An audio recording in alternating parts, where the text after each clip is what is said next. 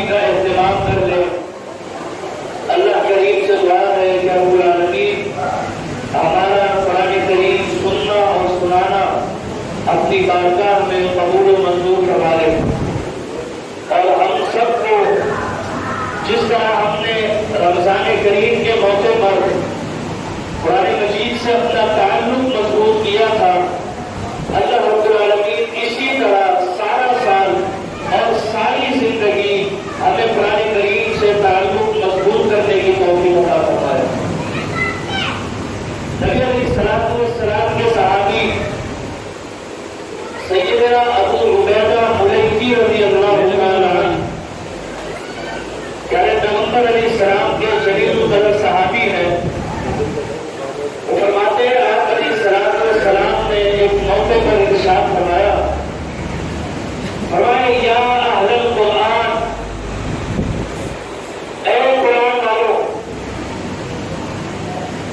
یہ خطاب خاص طور سے مومنوں سے ہے، ورنہ قرآن میں ہم مختلف سیغہ خطاب پڑھتے اور سنتے ہیں، کہیں یا ایھا الناس کا سیغہ ہوتا ہے، اس میں خطاب عام ہے، کہیں ایمان والوں سے مخاطب ہے اللہ، کہیں پر اللہ رب العالمین یا اہل الکتاب کہتا ہے، وہاں پر گفتگو یہود و نصارہ سے ہوتی ہے۔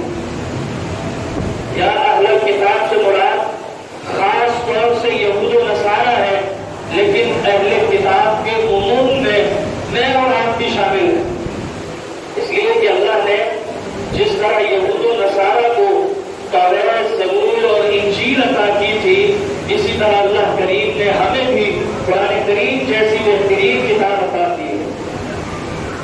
لیکن یہاں صرف اور صرف خطاب اللہ کے پیغمبر نے یا اہل القرآن کہہ کر صرف مومنوں کو قرآن پڑھنے، سننے، سمجھنے اور اس پر عمل کرنے والوں کو خطاب کیا، اور فرمایا یا اہل القرآن لا تتوسلوا القرآن، کبھی بھی قرآن پر تکیہ کر کے نہ بیٹھ جانا۔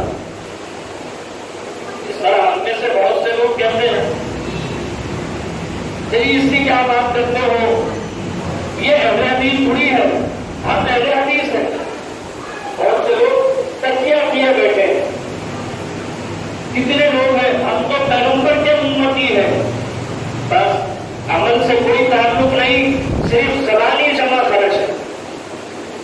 آپ کتنوں کو کہتے ہوئے سنیں گے، وہ کہتے ہیں ہم تو وہ قوم ہے، وہ امت ہے جسے اللہ نے قرآن جیسی عظیم کتاب عطا کی ہے، ہم اہل قرآن ہیں۔ نہ اس کو پڑھتے ہیں، نہ اس کو سمجھتے ہیں، نہ اسے سننے کی توفیق کرتے ہیں۔ آج رمضان کریم کا موقع آئے گا، میں اور آپ جستجو کرتے ہیں، کہیں قرآن کریم کی تلاوت سننے کے لیے کھڑے ہو جائیں گے، کہیں پڑھنے کا موقع ملے گا، تھوڑی سی تلاوت بھی کر لیں گے۔ اللہ نے توفیق دی کسی کو تو وہ قرآن پڑھنے کا، قرآن سمجھنے کی بھی کوشش کر لیتا ہے، لیکن جیسے ہی رمضان کریم کا موقع ختم ہوتا ہے، ہم قرآن کریم کو بند کر کے جزدان میں لپیٹ کے اور پھر خوشبو میں بسا کے اسے اوپر والی شیلف پر رکھ دیتے ہیں۔ آج یہ قرآن کا ادب ہے میرے دوستو، یہ قرآن کا ادب نہیں ہے، یہ قرآن کی سب سے بڑی بے ادبی ہے کہ آپ اس قرآن کو بند کر کے رکھتے ہیں۔ قرآن کا ادب تو یہ تھا، پیغمبر نے فرمایا تھا لا تتوسلوا القرآن، کبھی بھی قرآن پر تکیہ نہ کرنا، بلکہ کیا کرنا ہے، وَيَتْلُوهُ، اس قرآن کو پڑھنا ہے، اور پڑھنا بھی ایسا نہیں جس طرح میں اور آپ پڑھتے ہیں بے دلی کے ساتھ، جس طرح قاری صاحب پڑھ رہے تھے ترنم کے ساتھ، ترتیل کے ساتھ، خوش الحانی کے ساتھ، یہ قرآن کے پڑھنے کا حق ہے۔ فرمایا وَاتْلُوهُ حَقَّ تِلَاوَتِهِ، تلاوت اس طرح کرو جس طرح تلاوت کرنے کا حق ہے، اس طرح نہیں کہ الفاظ یعلمون تعلمون سمجھ ہی نہیں آ رہے کیا ہو رہا ہے، اللہ ہم سے کیا باتیں کر رہا ہے، ہمیں کس کام سے روک رہا ہے، کس کام کا حکم دے رہا ہے، ہمیں ہمیں پتہ ہی نہیں اور نہ پڑھنے والے کو پتہ ہے۔ فرمایا وَاتْلُوهُ حَقَّ تِلَاوَتِهِ، جس طرح قرآن پڑھنے کا حق ہے ترنم کے ساتھ، خوش کہانی کے ساتھ، خوبصورت آواز کے ساتھ، ٹھہر ٹھہر کے ترتیل کے ساتھ، ہونے مت کی ادائیگی کے ساتھ، اس لیے کہ ہم اردو بولنے والے ہیں، عربی ہماری مادری زبان نہیں ہے۔ یہ قرآن عربی میں نازل ہوا، بلسان عربی مبین، عربی زبان میں نازل ہوا، تو اسے ہم نے ویسے ہی پڑھنا ہے جیسے عرب پڑھتے ہیں۔ جس طرح عرب الفاظ کی ادائیگی، تلفظ کا اہتمام کرتے ہیں، اس قرآن کو ویسے پڑھنا ہے۔ میں نے کتنے لوگوں کو سنا ہے، نہ مخارج، نہ تلفظ کی ادائیگی، نہ گنے مت، کاف کو قاف پڑھ دیتے ہیں، صاد کو صا پڑھ دیتے ہیں۔ میرے دوستو، یہ قرآن عربی زبان میں ہے، اور عربی کی خاصیت یہ ہے اگر عربی میں لفظ تبدیل کر دیا جائے معنی میں واضح تبدیلی ہو جاتی ہے، اگر زبر سے پیش بدل دیا جائے معنی بالکل اپوزٹ ہو جاتا ہے۔ اس کی میں مثال دوں، قرآن کریم میں یہ دونوں لفظ موجود ہیں۔ ایک لفظ ہے عربی میں قلب، قاف کے ساتھ موٹا، اور ایک لفظ ہے قلب، کاف کے ساتھ۔ کاف اور قاف میں فرق ہے۔ قرآن کریم کی آیت ہے ما جعل اللہ لرجل من قلبین فی جوفہ، اللہ رب العالمین نے کسی بھی مرد کے دل میں، کسی بھی مرد کے سینے میں دو دل نہیں رکھے۔ قلبین تثنیہ ہے، دو دل نہیں رکھے۔ اب وہاں پر بات ہے دل کی، اور اگر کوئی بے ادبی کرنے والا قرآن کے تلفظ سے ناواقف وہ پڑھ دے قلبین، قلب کہتے ہیں دل کو، ہارٹ کو، اور قلب کہتے ہیں کتے کو۔ اگر کوئی بڑے قلبین، اس کا مطلب ہوگا نعوذ باللہ دو کتوں کی بات ہو رہی ہے۔ زبر سے بدلتے معنی میں واضح فرق۔ قرآن کریم کے کئی الفاظ ہیں، ایک لفظ ہے الف لام ہا واو نون، اگر ان لفظوں کو ملا دیں اور اس کو پیش کے ساتھ پڑھیں الہون، الہون اس کا مطلب ہوتا ہے رسوائی، لیکن اگر آپ اس کو صبر کے ساتھ پڑھ دیں الہون پڑھ دیں تو اس کا مطلب ہوتا ہے عاجزی، انکساری۔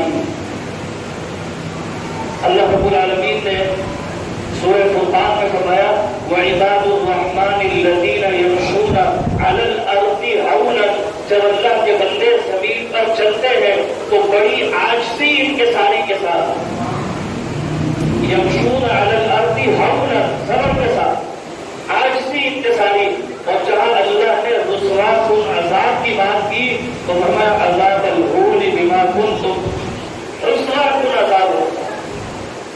یعنی ایک ایک لفظ اتنا قیمتی ہے کہ اللہ نے اس لفظ کو جس مقام پر چڑھا ہے اس مقام سے اگر اسے ہٹا دیا جائے تو میرے دوستوں بزرگوں یہ قرآن کی بے ادبی ہوگی اور یہ قرآن کے حق کے خلاف ہوگا۔ یہاں پر سنار حضرات اور چاندی والے بھی تشریف فرما ہے، انہیں پتہ ہے کہ نگ کس طرح چڑھا جاتا ہے اور اس جگہ سے اگر ہٹا دیا جائے تو دوبارہ ویسی فٹنگ نہیں ہو سکتی، ویسی خوبصورتی نہیں آ سکتی۔ کلام اللہ کی خوبصورتی بھی یہی ہے، اور یہ کلام اللہ کا اعجاز ہے، اس کی عظمت ہے کہ اس کا ایک ایک لفظ اللہ نے جہاں رکھا ہے، جس ترتیب سے رکھا ہے اس ترتیب سے آپ ہٹا بھی دیں، بظاہر مفہوم پورا ہو رہا ہوگا لیکن معنی میں بہت بڑا فرق نظر آئے گا۔ یہی وجہ ہے کہ اللہ رب العالمین نے ہر نبی کو کوئی نہ کوئی معجزہ دیا، لیکن جب پیغمبر علیہ السلام کو قرآن جیسا معجزہ دیا تو اللہ نے فرمایا وَلَقَدْ آتَيْنَاكَ، لقب کا مطلب ہوتا ہے یہ کلام کو مؤکد کرنے کے لیے، گفتگو میں پاور پیدا کرنے کے لیے آتا ہے۔ البتہ تحصیل یعنی یقیناً یہ بات ہے، آتینا کا ہم نے آپ کو دیا ہے، کیا دیا ہے؟ سبعا من المثانی، سبع مثانی دیا۔ سبع مثانی سے مراد حدیث شریف میں آتا ہے، آپ علیہ الصلوۃ والسلام نے فرمایا السبع المثانی ہی الفاتحہ، سورہ فاتحہ یہ سبع المثانی ہے، اور فرمایا والقرآن العظیم، اور آپ کو قرآن عظیم عطا کیا۔ اللہ کے الفاظ بڑے سادہ ہیں، آپ کو کیا دے دیا؟ قرآن عظیم دے دیا، لیکن آپ اس کے الفاظ پر غور کریں۔ اللہ نے یہ نہیں کہا آپ کو قرآن دے دیا، بات مکمل ہو سکتی تھی۔ وَلَقَدْ آتَيْنَاكَ سَبْعًا مِنَ الْمَثَانِي وَالْقُرْآنِ العظیم کہا، یعنی اللہ یہ بتانا چاہتا ہے کہ میں نے پیغمبر کو جو معجزہ دیا ہے یہ ہمیشہ کے لیے عطا کیا ہے۔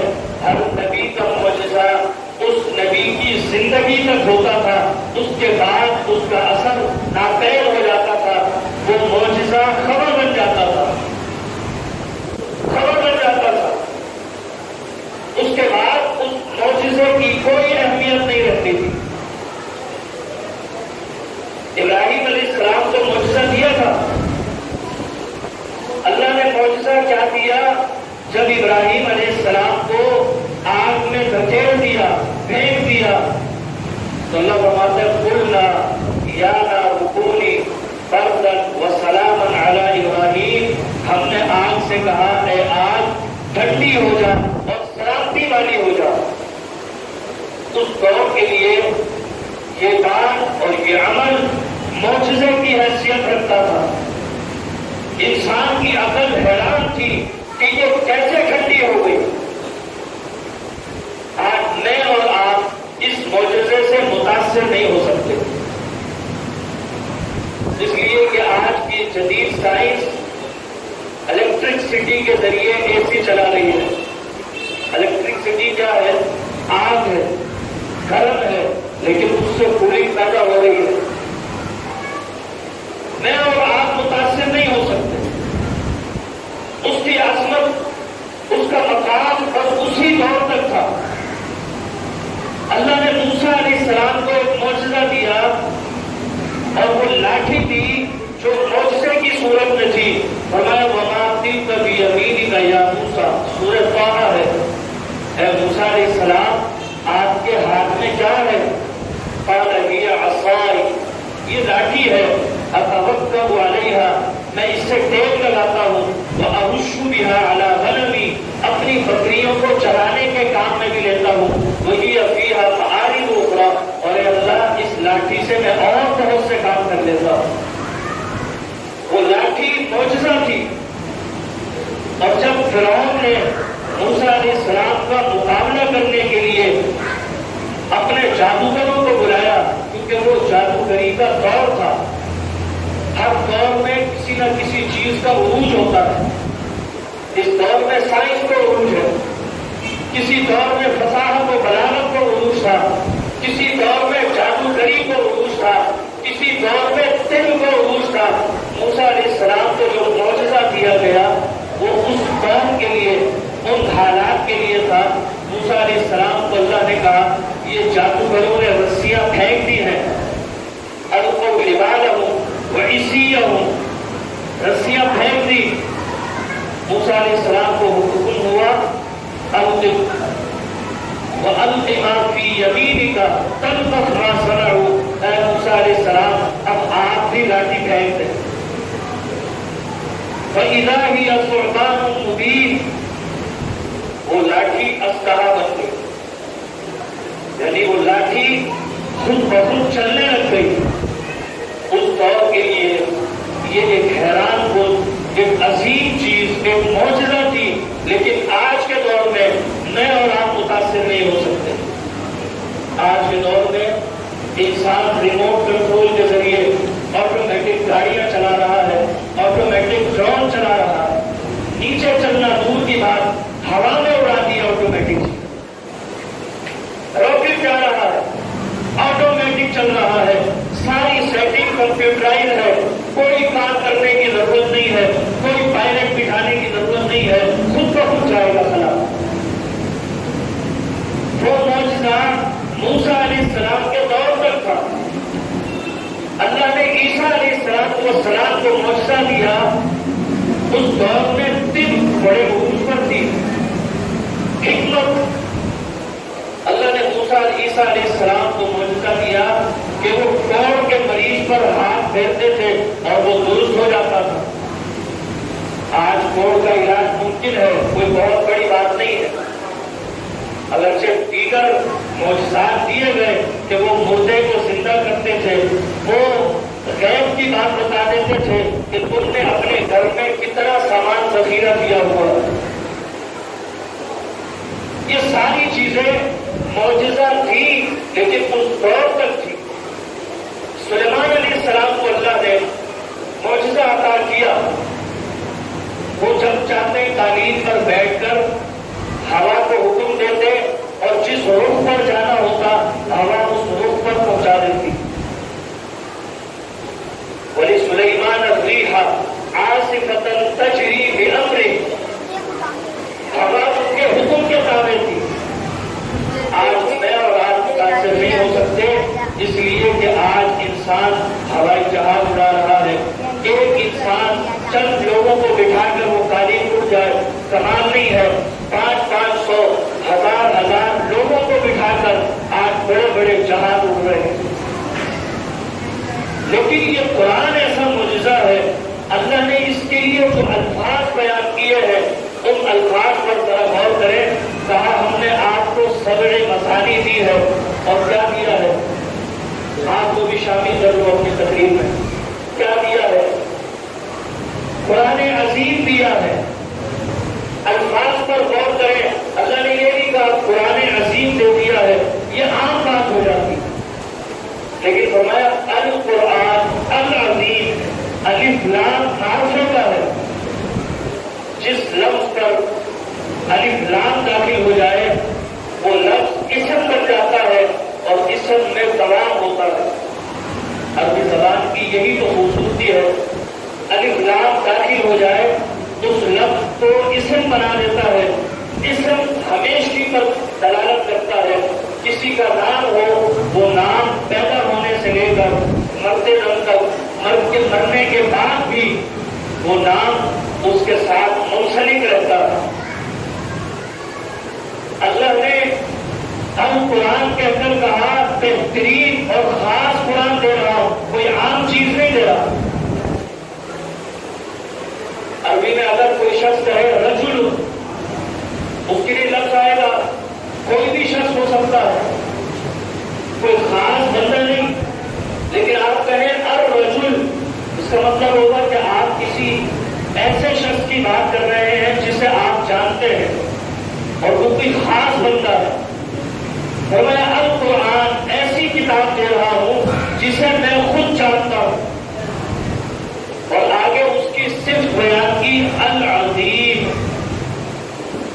मौसूल सिर्फ में मुताबिकत लाजमी होती है और सिर्फ जब तक मौसूफ के साथ होती है जब तक वो मौसूफ रहता है।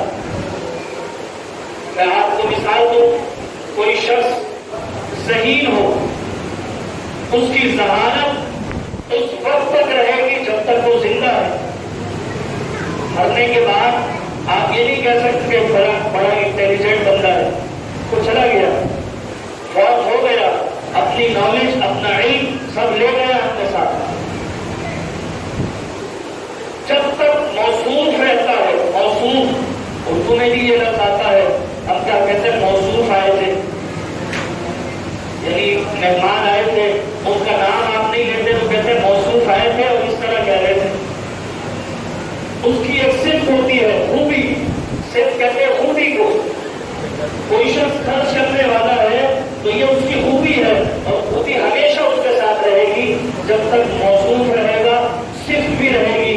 फरमाया अल कुरान अल अजीम, ऐ पैगंबर आपको जो मैंने मौजज़ा दिया है और आपको जो किताब दी है वो अल कुरान अल अजीम है। ऐसी किताब है जब तक ये कुरान रहेगा इसकी असमत भी बाकी रहेगी। और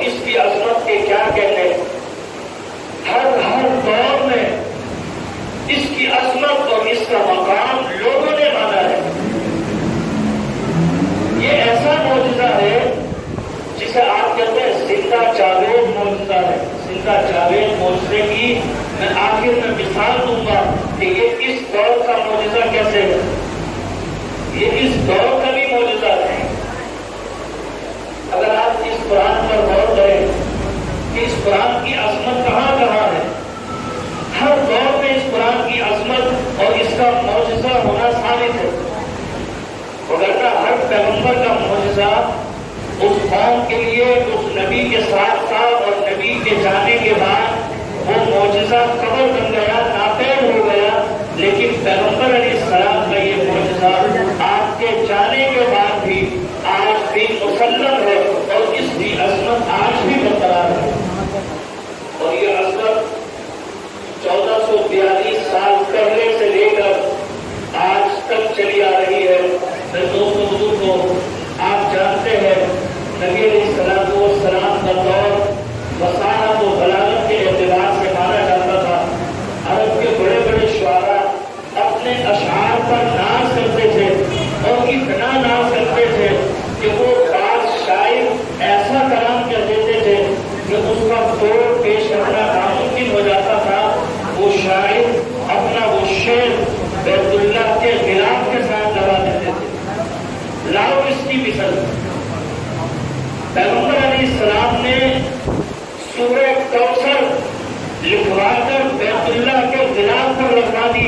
فرمایا کہ شاعر بڑے بڑے لگا دیتے ہیں، سورہ کوثر لگا دو. جب عرب کے بڑے شاعر جس کا نام شاشا تھا، شاشا، اس نے جب یہ پڑھا تو اپنے ساتھیوں سے کہنے لگا ما ھذا قول البشر.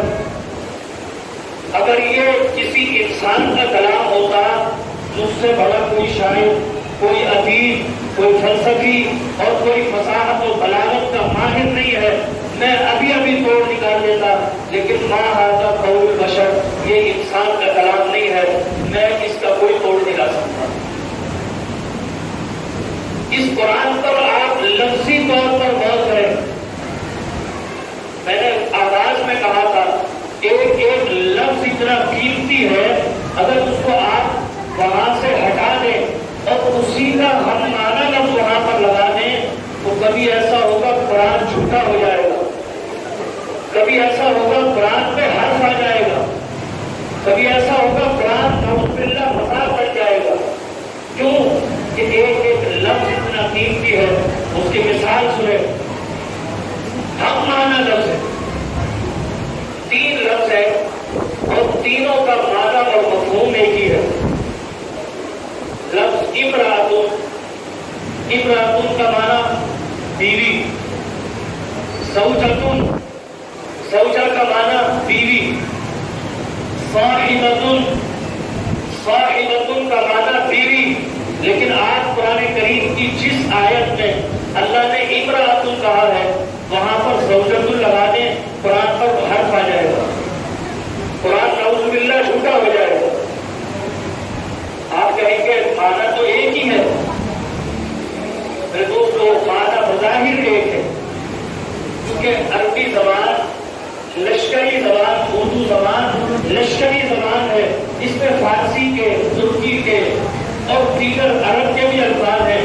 اس میں آپ انگلش کا بھی لفظ لگاتے تو ایسا محسوس ہوتا ہے کہ یہ اردو کا ہی حصہ ہے شاید.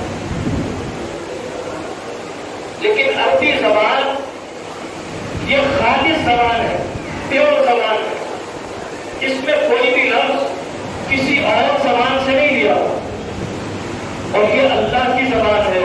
اللہ کی زبان اگر کوئی ہو تو اس میں بڑی حکمت ہوتی ہے، بڑی دانائی ہوتی ہے.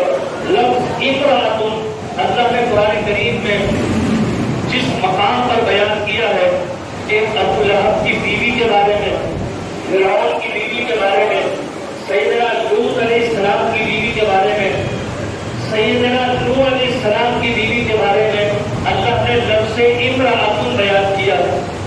کیا فرمایا؟ وامرأتہ حمالۃ الحطب. امرأۃ، یہ باتیں غور سے سننے کی ہے اور انشاءاللہ آخر میں جو میں بات بتاؤں گا اگر یہ بات سمجھ میں آئی تو آخری بات سمجھنے میں بڑی آسانی رہے گی. لفظ امرأۃ کا معنی بیوی. فرمایا وامرأتہ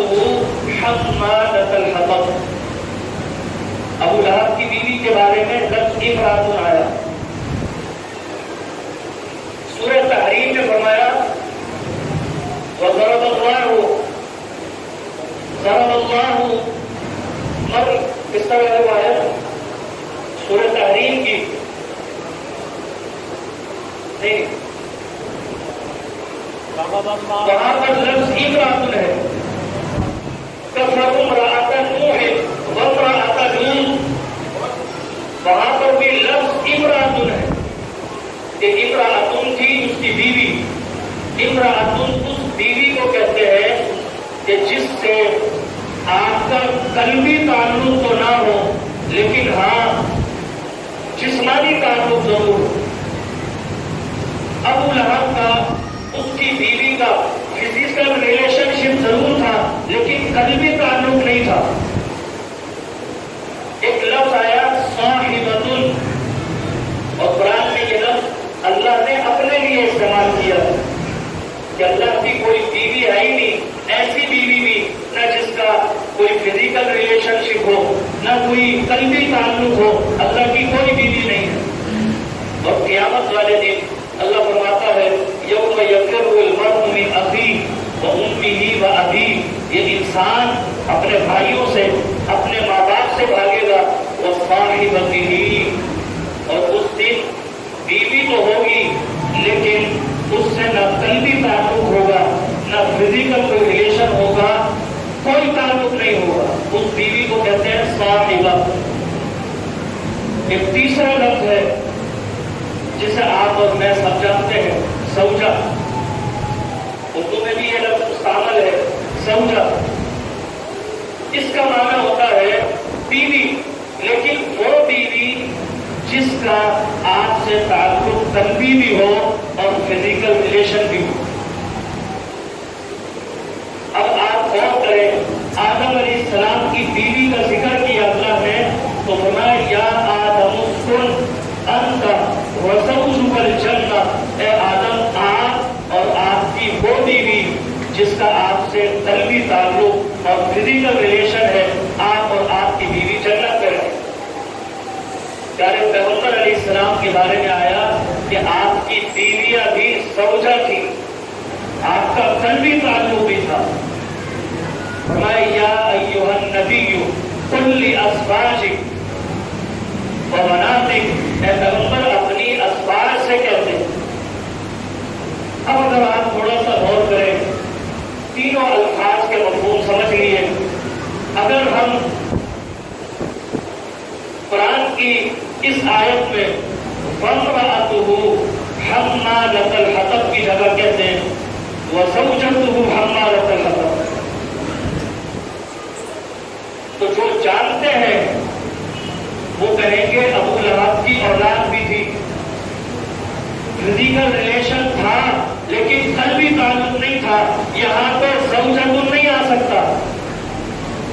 जो लफ्ज अल्लाह ने जहां रखा है अगर उसके हम माना लफ्ज है, लेकिन आप लफ्ज तब्दील नहीं कर सकते। कुरान पे हर्फ आ जाएगा, कुरान नऊज़ुबिल्लाह झूठा हो जाएगा। लेकिन ये कुरान वमन अस्दक़ु मिनल्लाहि हदीसा, ऐसी सच्ची किताब है। अल्लाह फरमाता है इससे सच्ची किताब अल्लाह के अलावा और कौन कह सकता है सच्ची बात। अल्फाज के एतबार से इसकी अजमत मुसल्लम है। एक दूसरा लफ्ज आता है और दूसरा लफ्ज भी उसके चार अल्फाज हैं और चारों का माना एक ही है। एक है लफ्ज कल्ब, कल्ब का माना भी दिल।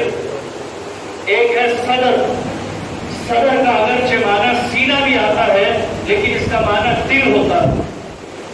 एक लफ्ज आता है फुआद, फुआद का माना भी दिल होता है। और एक चौथा लफ्ज है नफ्स, नफ्स का माना भी कुरान करीम में दिल है। अगर आप इन अल्फाज को एक पेश करते, मूसा अलैहिस्सलाम की वाक़या के बारे में फरमाया वो अस्बह फुआद उम्मी मूसा फारिगा, मूसा अलैहिस्सलाम की माँ का दिल मचला हुआ था, तड़पा हुआ था। यानी वो दिल जो मचला हुआ हो उसके लिए अरबी में लफ्ज आता है फुआद।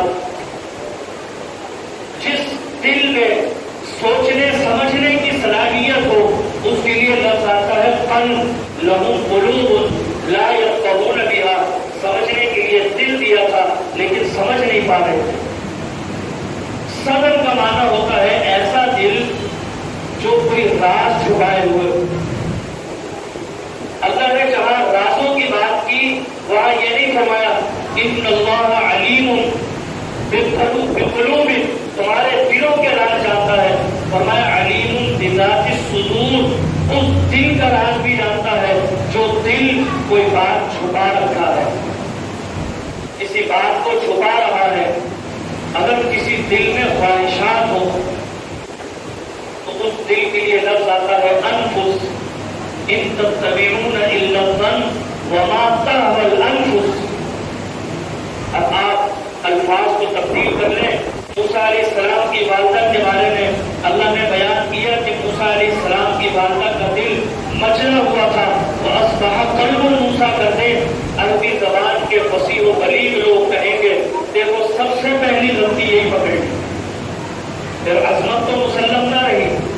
پھر اللہ نے جو دعویٰ کیا تھا کہ ایسا قرآن دے رہا ہوں جس کی عظمت ہر حوالے سے، ہر دور کے حوالے سے اور ہر زاویے کے اعتبار سے آپ اسے لفظی اعتبار سے پڑھیں گے آپ کو عظمت نظر آئے گی، معنوی اعتبار سے۔ پیغمبر علیہ السلام کا دور فصیح و بلیغ، اس دور کے شاعر ایک جملہ کہتے تھے لیکن معانی اور مفاہیم بہت زیادہ ہوتے تھے۔ اللہ نے اس قرآن میں پورے پورے جملے نہیں کہے، ایک ایک لفظ ایسا کہا ہے کہ اس کے کئی کئی معنی ہیں۔ نبی علیہ السلام نے اسی لیے فرمایا اعطیت خمسا لم یعطہن احد قبلی، مجھ سے پہلے کسی پیغمبر کو یہ 5 چیزیں عطا نہیں کی گئی، ان 5 چیزوں میں سے ایک چیز یہ ہے اعطیت جوامع الکلم، مجھے اللہ نے جوامع الکلم دیے ہے۔ میں بات مختصر کہتا ہوں لیکن معنی مفہوم کے اعتبار سے بہت وسیع ہوتی ہے اور ہر سطح سے تعلق رکھنے والا، ہر ذہنی سطح سے تعلق رکھنے والا شخص اسے محسوس کر سکتا ہے، اسے سمجھ سکتا ہے۔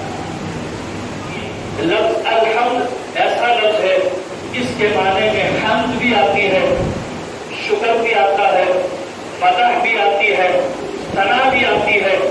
آپ جانتے ہیں ان چاروں کے معنی مختلف ہوتے ہیں۔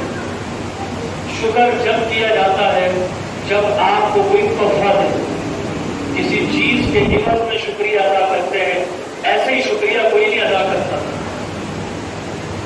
حمد جب کی جاتی ہے جب کسی کی وہ خوبی اپنی ذاتی ہو، اس لیے کہتے ہیں حمد صرف اللہ کی ہوتی ہے کیونکہ ہر خوبی اللہ کی ذاتی ہے۔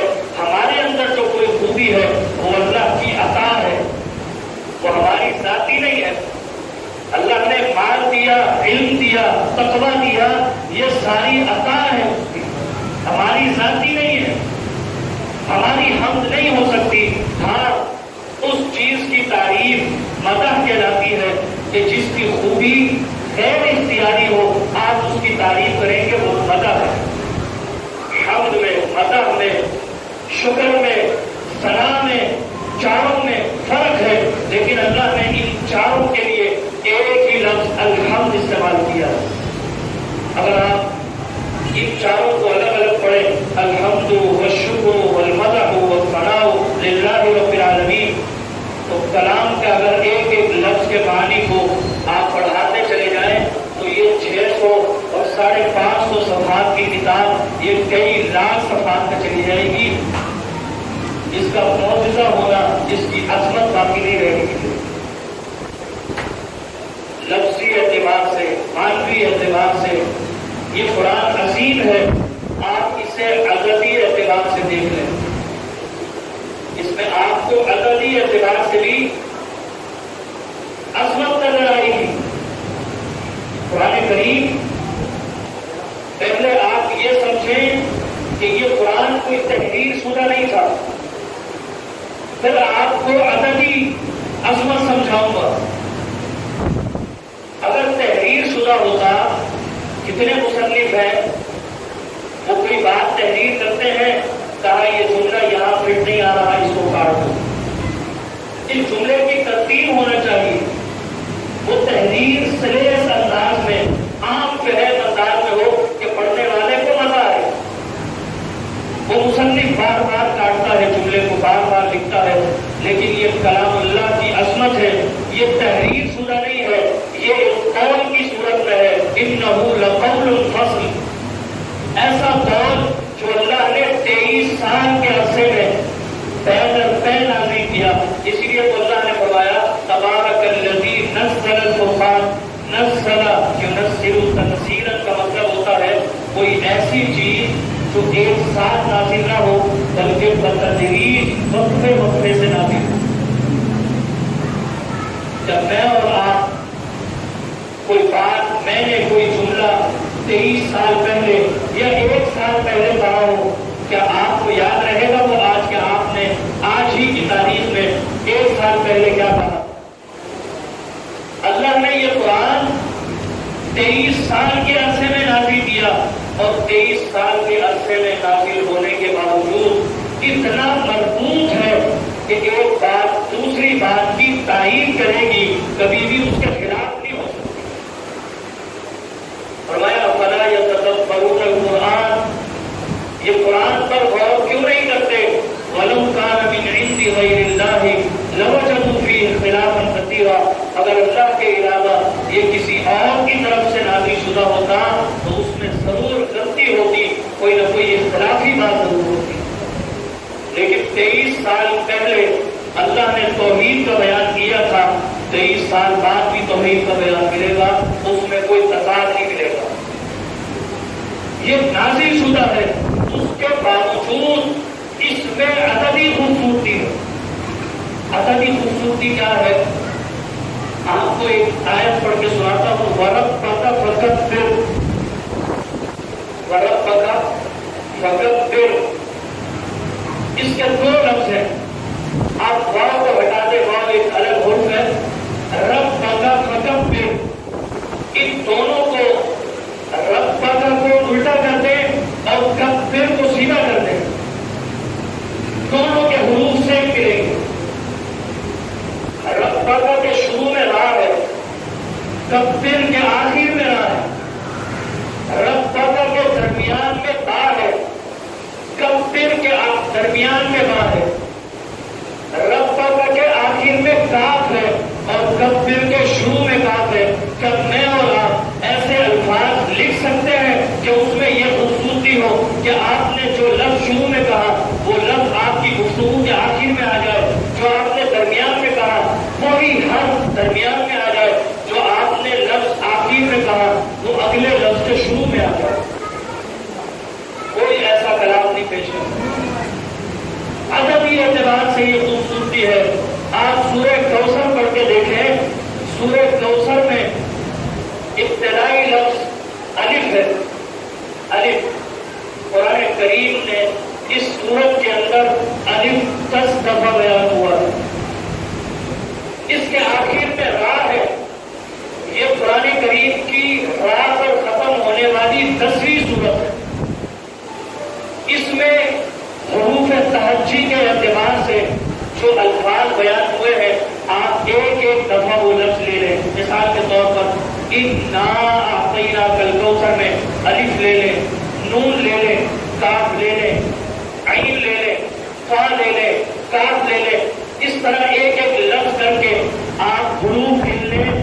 پوری صورت میں 10 حروف بیان ہوئے، چاروں کوئی حروف نہیں. میرے دوستو، اس میں جو بیان کیا گیا ہے، اللہ نے نماز کا بیان کیا ہے. وصلی، اے پیغمبر نماز پڑھی ہے.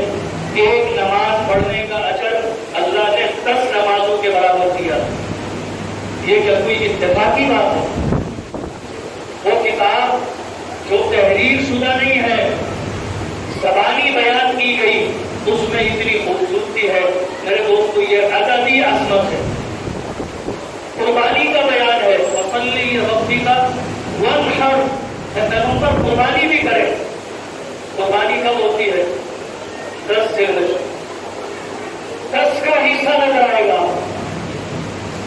और ये एक तो नहीं, आपको हर सूरत में नजर आएगा। मेहनत करने वालों ने मेहनत की है, लेकिन आज पढ़ने वाले और समझने वाले नहीं है। अददी एतबार से खूबसूरती। मेरे दोस्तों, इस कुरान में वो खूबियां हैं, वक्त इजाजत नहीं दे रहा, वरना मैं आपको बयान करता कि इसमें ऐसी ऐसी खूबियां हैं कि कायनात की किसी और किताब में इनमें से एक भी खूबी नहीं है। लफ्ज़ी एतबार से देखेंगे, गलती तलाश करने वाला तलाश कर लेगा। मानवीय एतबार से गलती तलाश करना चाहेंगे, नाफिदीन जरा करने वाले वो कोई ना कोई लफ्ज़ पकड़ लेंगे, कहेंगे इसका माना यहाँ बैठता ही नहीं। अददी एतबार से पकड़ने वाले पकड़ लेते हैं, लेकिन अल्लाह ने इस कुरान को कहा अल कुरान अज़ीम, मैं अज़मत वाली किताब दे रहा हूँ, ऐसी किताब जिसकी अज़मत हमेशा रहेगी, जब तक ये कुरान रहेगा अज़मत भी रहेगी। मेरे दोस्तों बुजुर्गों, इस कुरान का चैलेंज 1442 साल पहले से लेकर आज तक मौजूद है। अल्लाह ने फरमाया इस कुरान जैसी कोई किताब ले आओ, कोई नहीं ला सका। कहा ठीक है, नहीं ला सकते, फअतू बिअश्री सूवरिन मिस्ली, फअतू बिअश्री सूवरिन मिस्ली, 10 सूरतें ले आओ। और इस आयत में भी अददी खूबसूरती है। ये सूरह हूद की आयत है, फअतू बिअश्री सूवरिन मिस्ली। इस आयत से कबल 10 ही सूरतें हैं। अददी खूबसूरती भी है। फरमाया अगर 10 सूरतें नहीं ला सकते, फअतू बिसूरतिन मिन मिस्ली, इस जैसी एक सूरत ले आओ। सबसे छोटी सूरत सूरह कौसर है, सूरह कौसर जैसी एक सूरत ले आओ।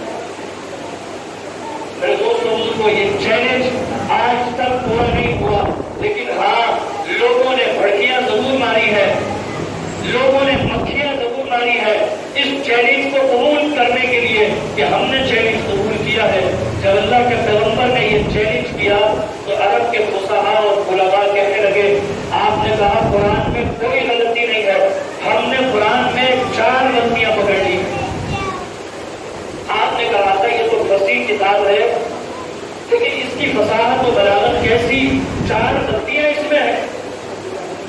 नबी अलैहिस्सलाम ने फरमाया, कुतुब तारीख में आता है, आपने फरमाया वो कौन सी 4 गलतियां हैं मुझे बताओ। कहने लगे इस कुरान में एक लफ्ज आया है कुफ्फार। कुफ्फार ये लफ्ज हमारी अरबों में इस्तेमाल नहीं है। कुफ्फार का मतलब बहुत बड़ा मुबालगा है। होना तो यूं चाहिए था कबीर पर सीमा होता, अल्लाह कबीर उनकी आता है, अल्लाह अकबर कह देते, अल्लाह सबसे बड़ा है, अकबर कबीर ऐसे सीधे आते हैं। ये कुफ्फार कौन सी इस्तिलाह है। कहने लगे दूसरा लफ्ज हमें मिल गया इस कुरान में, मज़ाक के लिए लफ्ज आया है हुज़ुआ। हालांकि हमारी अरबी फसीह अरबी में आता है सुखरिया। ये लफ्ज कुरान करीम में है, कुफ्फार भी है। वमकरू मकरन कुफ्फारा, उन्होंने चालें चली बहुत बड़ी बड़ी चालें। कहने लगे कुफ्फार का लफ्ज भी फसीह नहीं है और हमारे अरबों में इस्तेमाल नहीं होता, ये कुरान की गलती है, ये कुरान फसीह नहीं है। हुज़ुआ का लफ्ज है, यहाँ पर सुखरिया होना चाहिए था। कहने लगे तीसरा लफ्ज है उजाब। भाई एक लफ्ज होता है अजीब, उजाब कौन सा लफ्ज है, ये कौन सी इस्तिलाह है। कहने लगे ये कुरान की गलती है, यहाँ पर लफ्ज आना चाहिए था अजीब। हैरत अंगेज क्या बात करती इस कुरान की। फरमाया सौद वल कुरानिल फजीर वल कुरानिल ज़िक्र बलिल्लज़ीना कफ़रू फ़ी इज़्ज़तिन व शिक़ाक़ कम अहलकना मिन क़ब्लिहिम मिन क़र्निन फनादौ वला तहीन मनाद वअजिबू अन जाअहुम मुनज़िरुन मिनहुम वक़ाल अल-काफ़िरून हाज़ा साहिरुन कज़्ज़ाब अजअल अल-आलिहता इलाहन वाहिदा इन्न हाज़ा लशैउन उजाब। अजीब किताब है, उजाब लफ्ज استعمال کر دیا. نبی علیہ السلام نے فرمایا اچھا تم میں سب سے بلیغ اور فصیح آدمی کون ہے؟ تاریخ میں آتا ہے جاء رجل شیخ، ایک بوڑھا آدمی لے کر آ گئے جو بڑا فصیح تھا، فصاحت و بلاغت بھی تھی اور عمر کے اعتبار سے ان لوگوں میں سب سے بڑا تھا. آپ علیہ السلام نے فرمایا مسلم کا تمہارا نام کیا ہے؟ اور آج چوتھا لفظ رہ گیا. چوتھا لفظ ہے قصورہ. قصورہ کا معنی ہوتا ہے شیر. اللہ فرماتا ہے جہنمی ایسے بھاگیں گے فرت من قصورہ، جیسے بنکا ہوا شیر بھاگتا ہے. بھائی اس کے لیے لفظ آتا اسد، جو عربوں میں عام مستعمل ہے اسد کا لفظ. یہ قصورہ لفظ کہاں سے لیا ہے؟ آپ نے فرمایا کون سا لفظ ہے؟ اس بڑے بندے کو کہا تمہارا نام کیا ہے؟ مسلم کا. کیا نام ہے؟ کہنے لگا راجا کلا و کلا، یہ نام ہے. آپ نے فرمایا اجلس، بیٹھو. پھر فرمایا تمہارا نام کیا ہے؟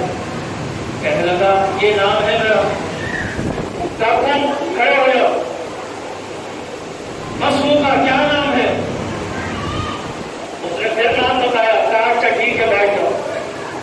بیٹھنے کے بعد پھر فرمایا تمہارا نام کیا ہے؟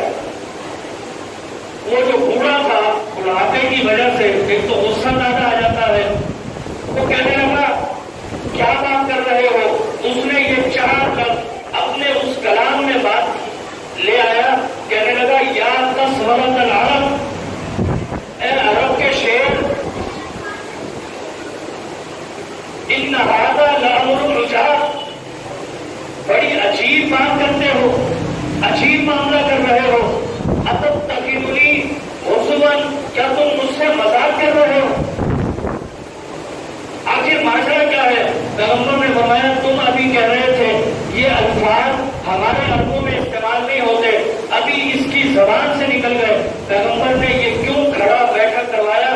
اس لیے کہ انسان بعض باتیں چھپا بھی سکتا ہے، اسے تسلی کے ساتھ بات کی جائے تو وہ بڑے سلیقے سے بڑے ادب کے ساتھ بات کر سکتا ہے، ثابت کر سکتا ہے.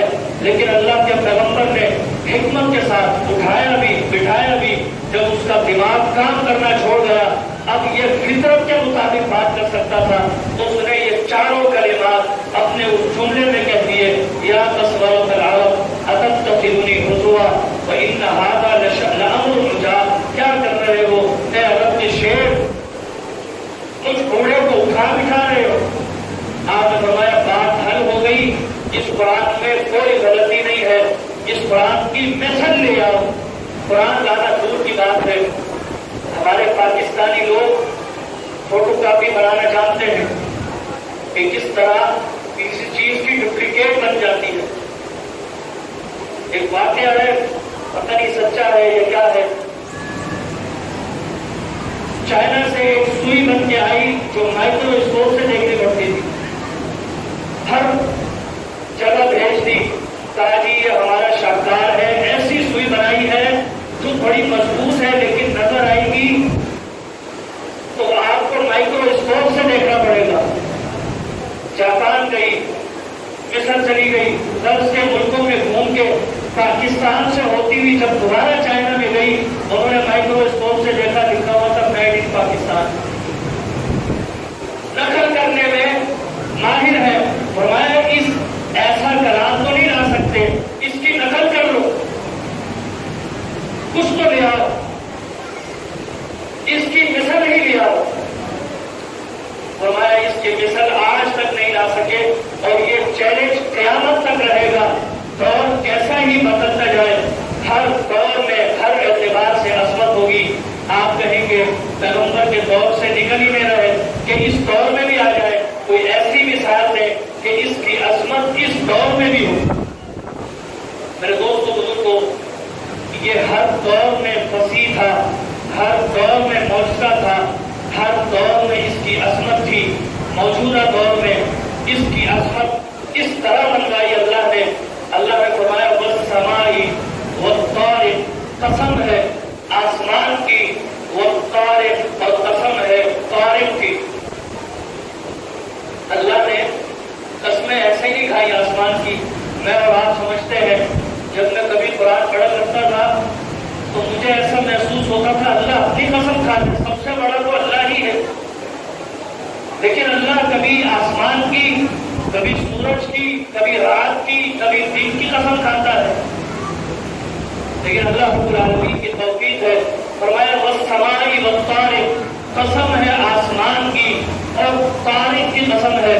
وما ادراک ما الطارق، اور آپ کیا جانیں کہ یہ طارق کیا چیز ہے. اور یہاں پر مفسرین نے ایک حکمت بیان کی ہے کہ اللہ جہاں پر بھی ادرا کا ماضی کا صیغہ استعمال کرتے ہیں اس کے آگے اس کی وضاحت بھی کرتے ہیں، لیکن جہاں مضارع کا صیغہ ہو یدری کا، وہاں اللہ وضاحت نہیں کرتے. وما یدری کا لعل الساعة تکون قریبا، آپ کو کیا معلوم کہ قیامت شاید قریب ہو. بتایا نہیں کب آئے گی، سوال یہ تھا قیامت کب آئے گی.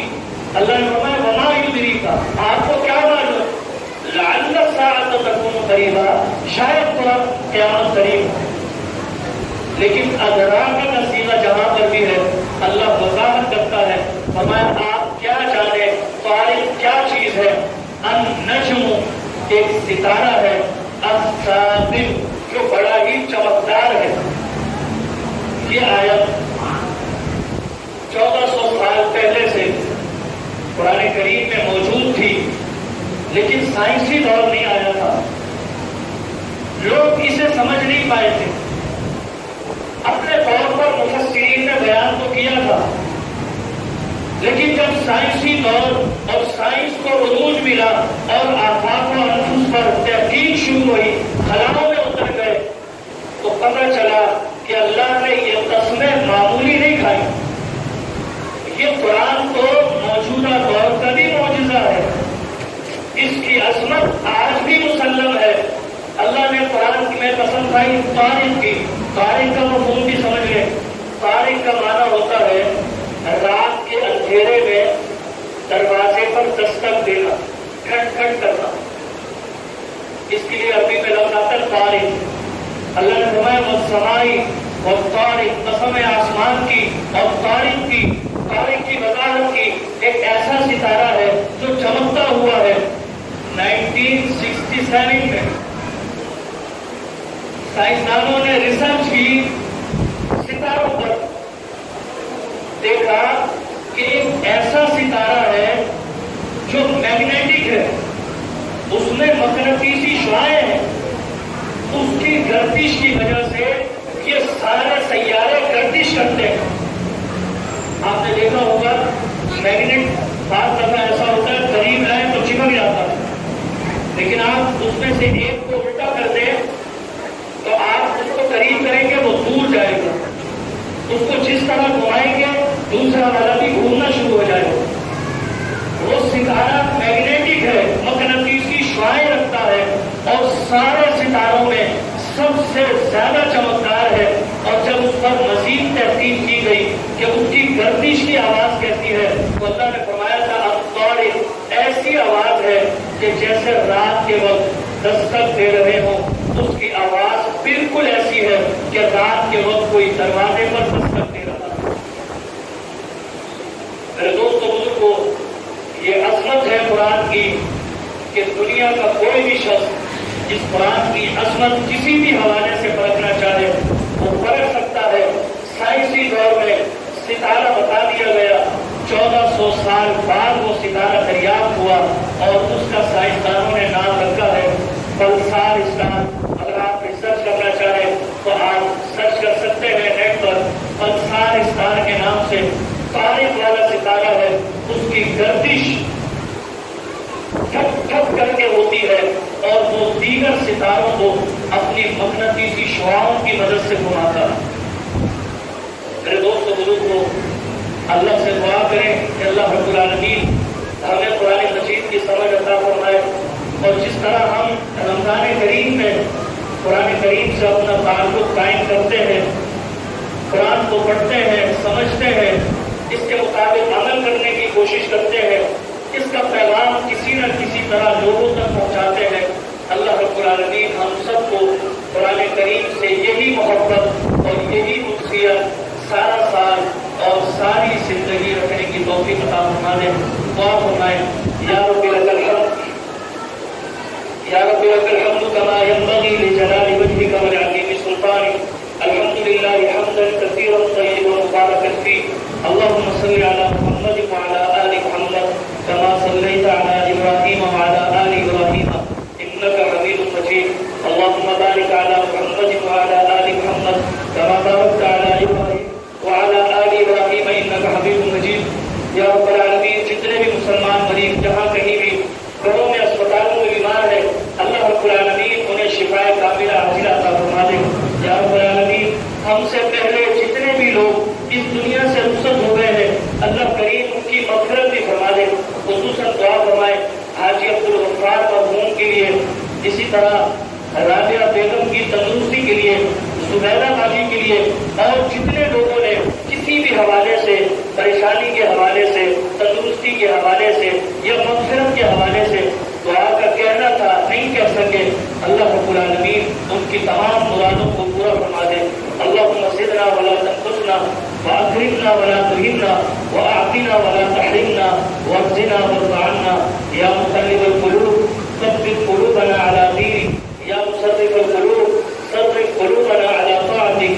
اللهم انا نسألك العفو والعافية في الدنيا والآخرة. يا حليم يا كريم اشفنا واشف مرضانا ومرضى المسلمين. اللهم اشفنا بشفائك ودائنا بدوائك. نسأل الله العظيم رب العرش الكريم أن يشفي مرضانا ومرضى المسلمين. یا رب العالمین ہمارے صغیرہ کبیرہ گناہوں کو معاف فرما دے. یا اللہ ہم خطا کے مجرے ہیں ظاہری طور پر باطنی طور پر جان بوجھ کر یا اللہ چھپ کر جو بھی خطائیں ہو گئی ہیں اللہ کریم ہمیں معاف فرما دے. تیرا وعدہ ہے قرآن میں الا من تاب وآمن وعمل عملا صالحا, جو سچی توبہ کر لیتے ہیں ایمان کی حالت میں عمل صالح کرتے ہوئے فاولئک یبدل اللہ سیئاتہم حسنات. یا رب العالمین تو نے وعدہ کیا ہے میں ان کے گناہوں کو نیکیوں سے بدل دیتا ہوں. ہم بھی تجھ سے سچی توبہ کرتے ہیں. یا اللہ ہمارے صغیرہ کبیرہ گناہوں کو اپنی رحمت سے نیکیوں میں بدل دے. یا اللہ ہمیں نیکیاں کرنے کی ہمت عطا دے.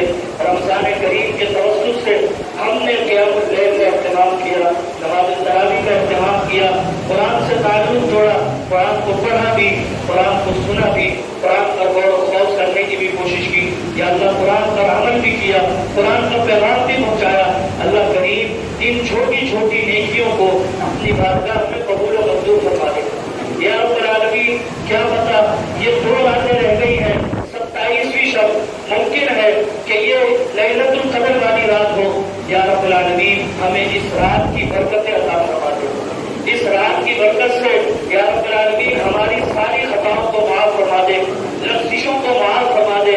یا اللہ ہم سیاہکار ہیں, خطا کار ہیں, ہم خطا کے پتلے ہیں, ہم سے خطا ہو جاتی ہے نہ چاہتے ہوئے بھی, بعض دفعہ چاہتے ہوئے بھی. یا اللہ ہماری ہر قسم کی چھوٹی بڑی لغزشوں کو معاف فرما دے. اللہم انک عفو تحب العفو فاعف عنا. یا اللہ ہم تجھ سے تیری پسند مانگتے ہیں. تیرے پیغمبر نے ہمیں یہ دعا سکھائی ہے. سیدنا ام المومنین رضی اللہ تعالی عنہ نے نبی علیہ السلام سے فرمایا اللہ کے پیغمبر اگر میں لیلۃ القدر پا لوں تو پھر کیا دعا کیا کروں؟ فرمایا یہ پڑھا کرو اللہم انک عفو. یا اللہ تو معاف کرنے والا ہے, تحب العفو اور تو معافی کو پسند کرتا ہے. فاعف عنا. یا اللہ ہمیں معاف کر دے, ہم تجھ سے تیری پسند مانگتے ہیں, ہمیں اپنی پسند عطا فرما دے, اپنی رحمتیں ہم پر فرما دے. اس لیے کہ یا اللہ ہمارے گناہ بہت زیادہ ہیں, ہمارے گناہوں کی طرف نہ دیکھ. یا اللہ اپنی رحمت کی وسعت کی طرف دیکھ. تو نے خود کہا ہے ورحمتی وسعت کل شیء, میری رحمت ہر شے سے زیادہ وسیع ہے. یا رب العالمین اپنی رحمت کی وسعتوں کو دیکھتے ہوئے ہم سب کو معاف فرما دے, ہر قسم کی پریشانیوں سے دور فرما دے, ہر قسم کی غم تکالیف دکھ پریشانیوں سے دور فرما دے. یا رب العالمین جو بے روزگار ہے انہیں حلال روزی عطا فرما دے. یا اللہ جو روزگار پر لگے ہوئے ہیں ان کی روزیوں میں برکت عطا فرما دے. اللہم اکفنا بحلالک عن حرامک واغننا بفضلک عمن سواک. یا رب العالمین زندگی بھر نیکیاں کرنے کی توفیق دے. ہم تو خود سے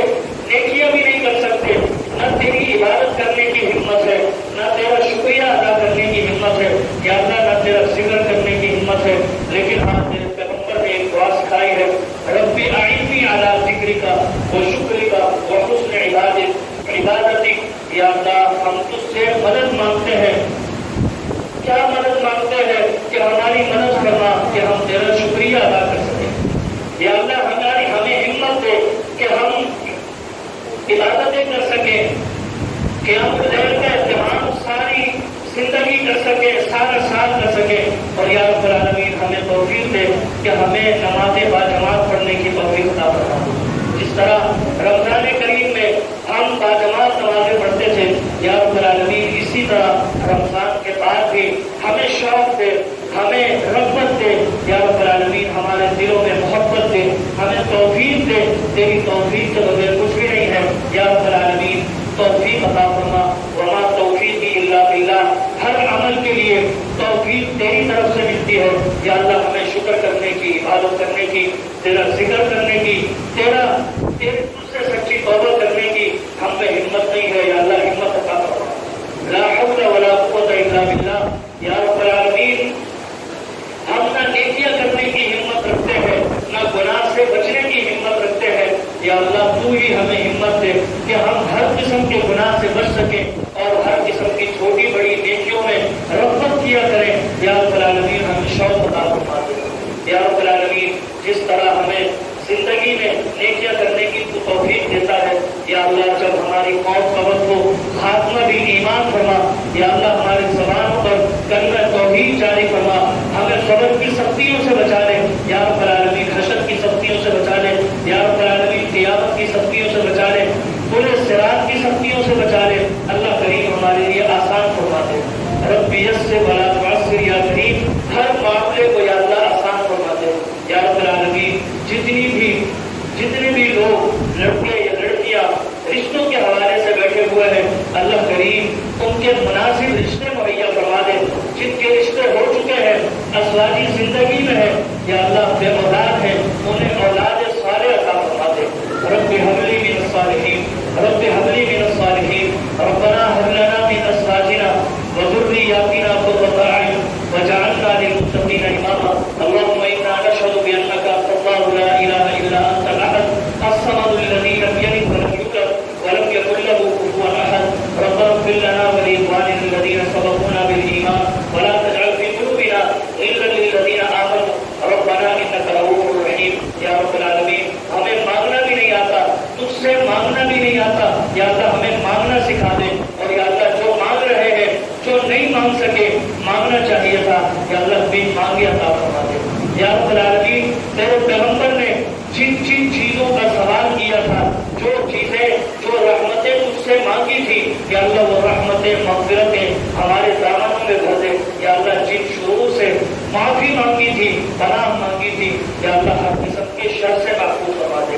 اللهم انا نسألك من خير ما سألك منه عبدك ونبيك محمد صلى الله عليه وسلم، ونعوذ بك من شر ما استعاذ منه عبدك ونبيك محمد صلى الله عليه وسلم، وأنت المستعان ولا حول ولا قوة إلا بالله۔ ربنا تقبل منا إنك أنت السميع العليم وتب علينا۔ اللهم انا نسألك من الخير كله عاجله وآجله ما علمنا منه وما لم نعلم، ونعوذ بك من الشر كله عاجله وآجله ما علمنا منه وما لم نعلم۔ اللهم انا نسألك الجنة الفردوس، اللهم انا نسألك الجنة الفردوس، اللهم انا نسألك الجنة الفردوس وما قرب إليها من قول